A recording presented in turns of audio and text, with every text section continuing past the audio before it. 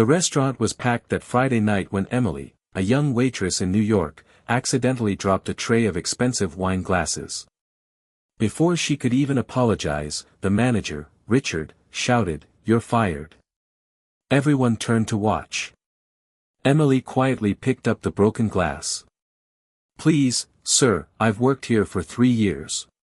Richard laughed. "And you're still just a waitress." He took her name tag and threw it into the trash. "Get out." Emily looked around, embarrassed, but nobody defended her.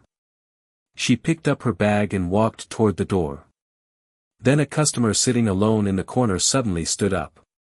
"Emily, wait." She turned. It was an elderly man wearing a simple gray jacket. Richard snapped, "Sir, this doesn't concern you." The old man smiled. "Oh, I think it concerns me very much." Richard rolled his eyes. "Who are you?" The man reached into his pocket and pulled out a phone. "I'm James Carter." Richard froze. James continued, "And I own this restaurant." The entire dining room went silent. Richard's face turned pale. "That's impossible. The owner is never in New York." James smiled. "That's exactly why I came tonight." He walked toward the manager and placed the phone on the counter. "I've been watching the security cameras for 6 months." Richard stared at the screen.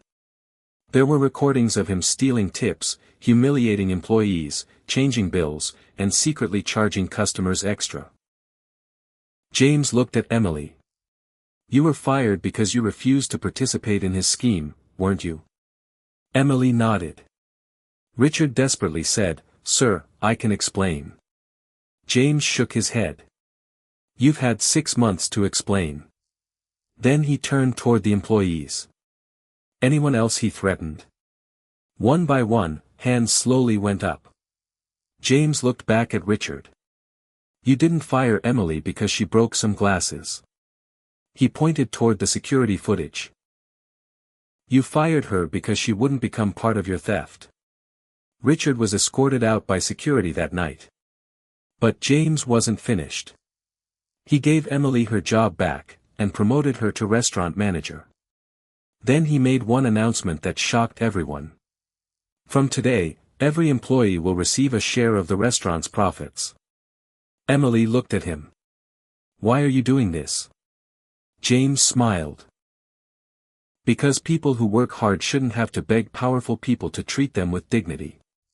Richard thought he had destroyed Emily's future. Instead, his own cruelty exposed everything he was hiding. And Emily learned the most satisfying lesson of all. Sometimes the person you humiliate today is standing much closer to the person who can change your life tomorrow. ****